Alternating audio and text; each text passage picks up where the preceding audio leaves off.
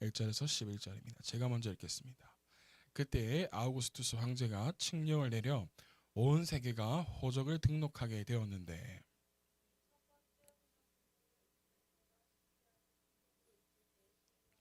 모든 사람이 호적 등록을 하러 저마다 자기 고향으로 갔다.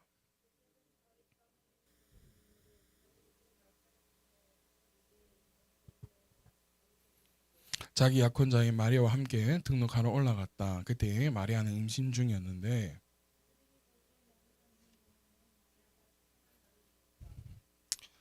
마리아가 첫 아들을 낳아서 포대기에 싸서 구유에 눕혀 두었다. 요간에는 그들이 들어갈 방이 없었기 때문이다.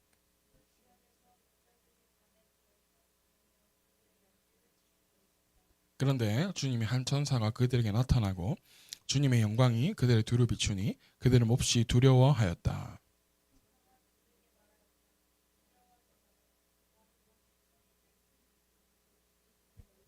같이 읽읍시다. 오늘 다윗의 동네에서 너에게 구주가 나셨으니 그는 곧 그리스도 주님이시다. 아멘. 우리 10절과 12절 마지막으로 한 번 더 읽어봅시다. 시작.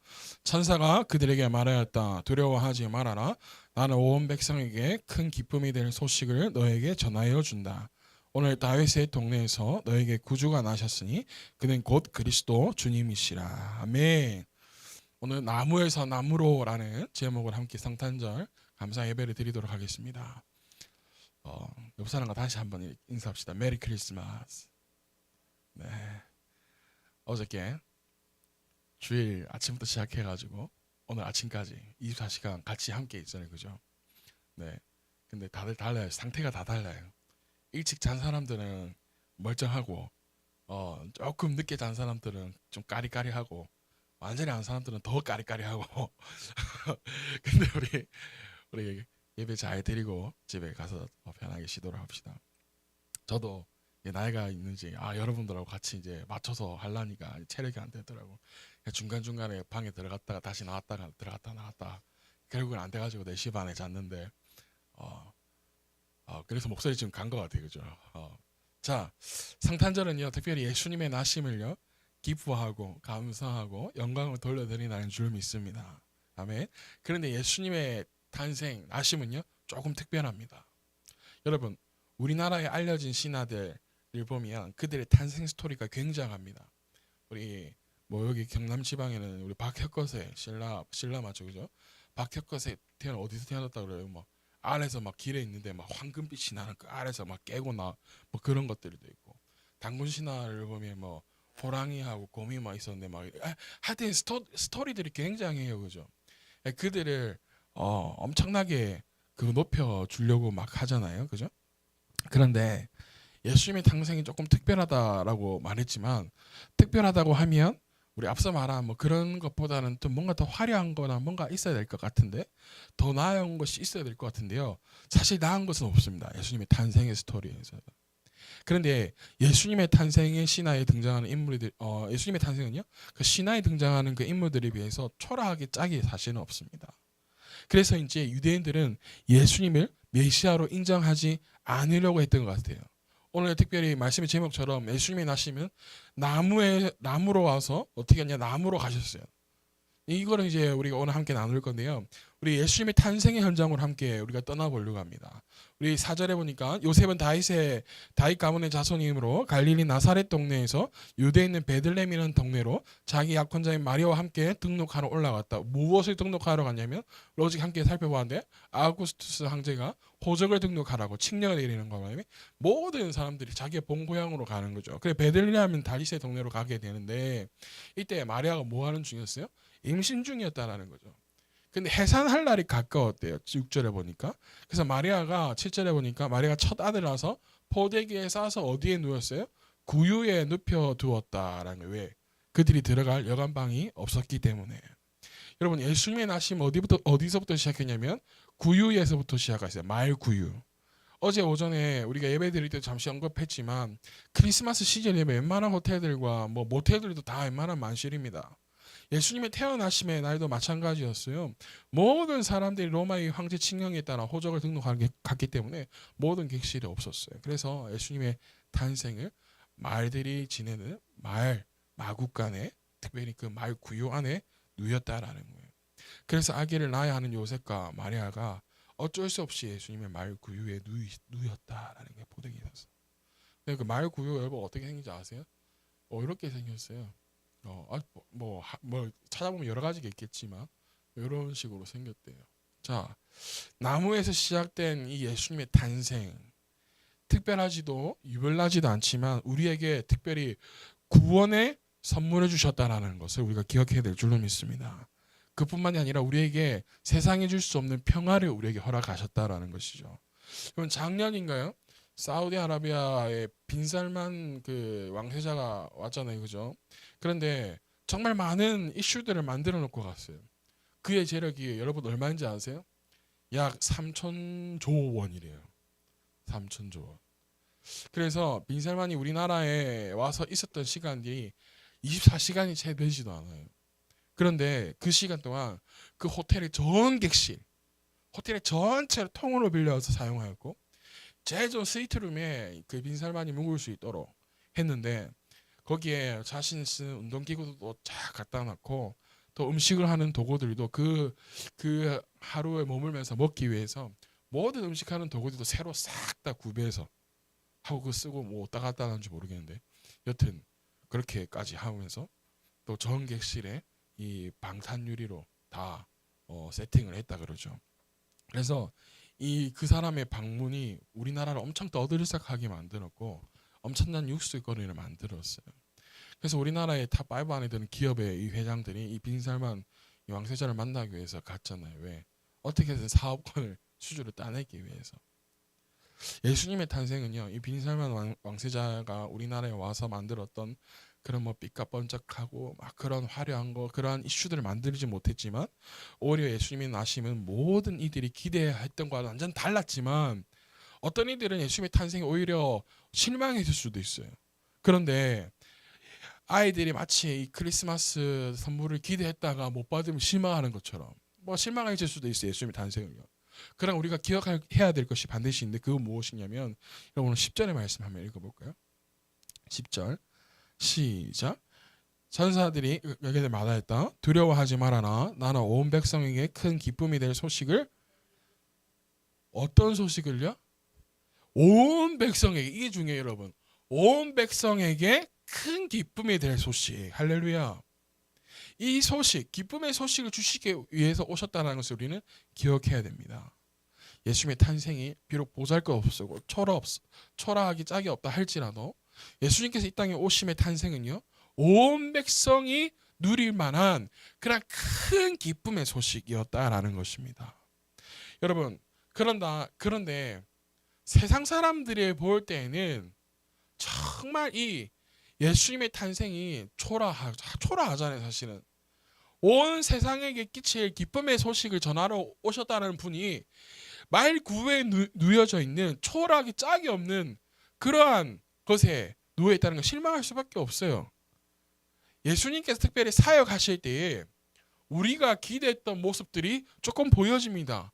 물거리 2가리에 보리떡 5개로 오병이어의 기적을 베푸시고 또 눈먼 자들을 눈뜨게 만드시고 안진뱅이들을 일으키시는 사역을 볼 때에는 와 우리가 기다렸던 메시아가 맞는구나 생각하고 많은 이들이 따랐습니다. 그토록 기대했던 메시아인가 하고 말이에요. 그런데 그와 반대로 예수님께서 이러한 기적을 보이시고 이적을 보이심에도 불구하고 유대인들은 예수님을 반기지 않은 사람들이 있었습니다. 왜 그럴까요? 하나님의 말씀으로 그들의 잘못된 행실, 종교의 행실을 꾸짖으시고 마음을 찔리게 만들었어요.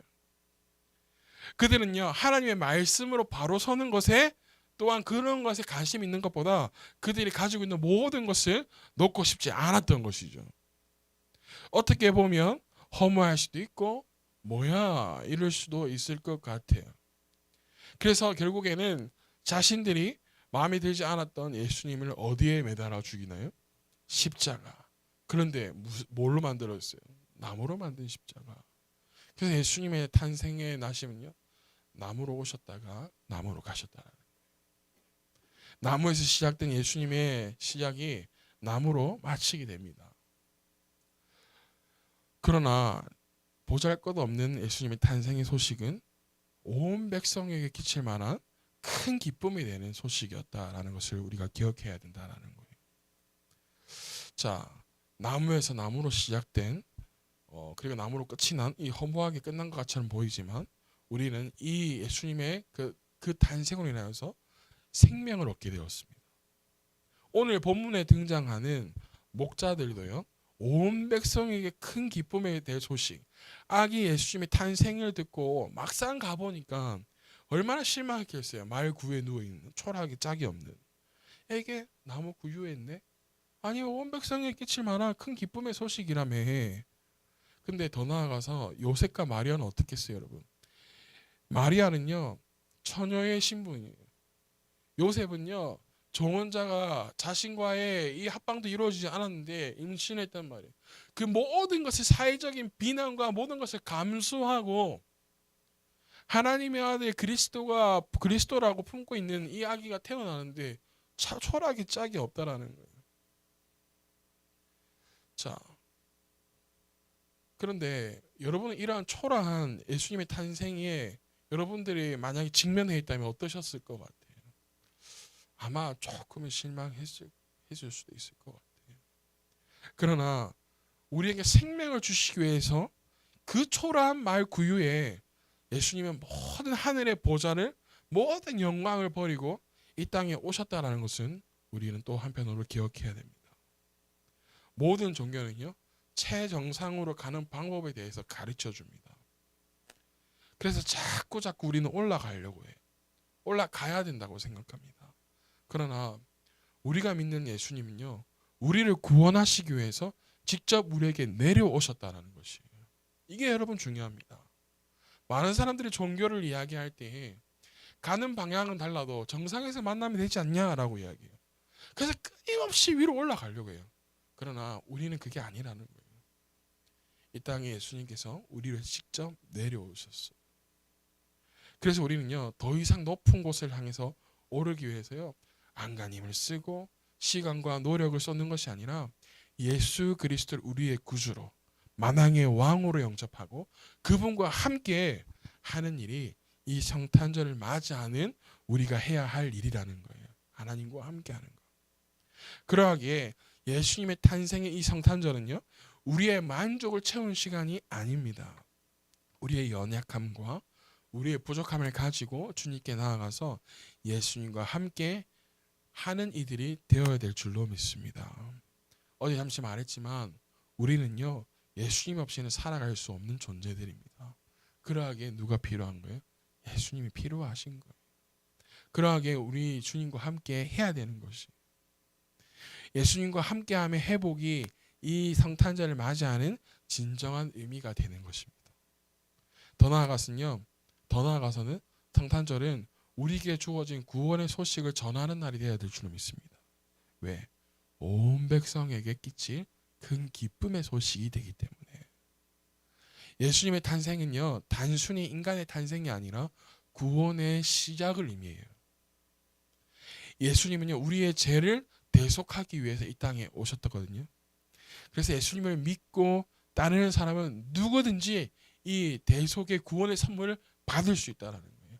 그 소식을 여러분들 우리가 전해야 된다는 거예요.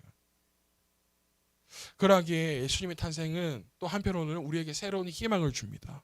어떤 희망을 주냐면 예수님은요 우리를 죄와 죽음에서 구원하셨고 새 생명을 주셨기 때문에 예수님을 믿는 사람은 누구든지 희망찬 새 삶을 살아갈 수 있다는 거예요.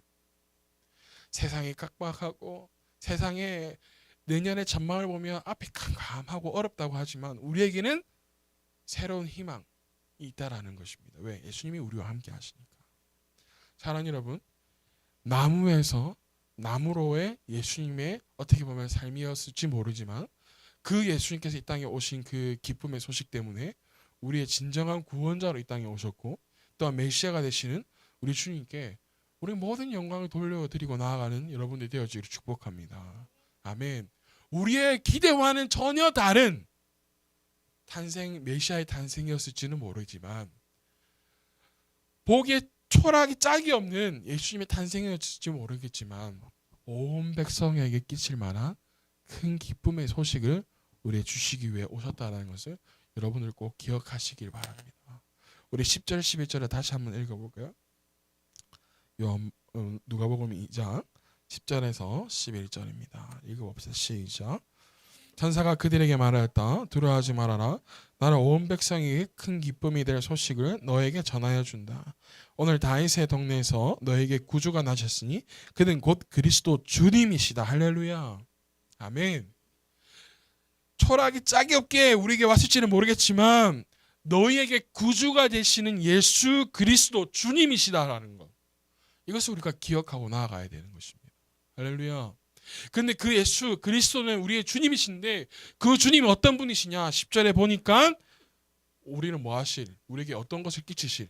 큰 기쁨을 끼쳐 주실, 우리의 구원, 생명을 허락하여 주실 그 큰 기쁨의 소식에 그리스도 주님이시라는 거예요. 사랑하는 여러분, 해마다 맞이하는 성탄절이지만 그 해마다 맞이하는 성탄절 가운데서 우리가 정말 진정한 만왕이와 구주로 예수님을 섬기는 여러분들 되어질 축복합니다. 제가 어저께도 설교하면서 잠깐 말했습니다. 우리 매주가 어떤 절과 같이 돼야 된다? 성탄절과 같이 돼야 된다.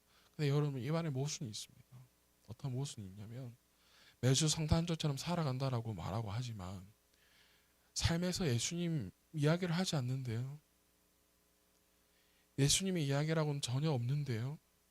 어떻게 매 순간이 성탄절이라고 말할 수가 있겠어요? 그래서 우리의 삶에서 해야 될 것은 무엇이냐면 예수님의 이야기를 끊임없이 해야 된다는 거예요. 예수님의 이야기에 대해서 끊임없이 나누어야 된다는 거예요. 예수님의 귀한 사역에 대해서 끊임없이 나누어야 된다는 거예요. 그 예수님의 사역이 우리에게도 같이 함께 하시기를, 너희가 어디를 가든지 나의 영 보혜사 성령으로 너희와 함께 할 것이다 하셨던 것처럼 우리가 끝까지 주님과 함께하는 여러분들 되어지게 주님 축복합니다. 사랑하는 여러분, 온 백성에게 끼칠 큰 기쁨의 소식이 우리에게 주어졌다는 사실을 기억하시고 우리가 어디에 있든지 무엇을 하든지 예수님의 귀한 자녀로 살아갈 수 있는 복된 하나님의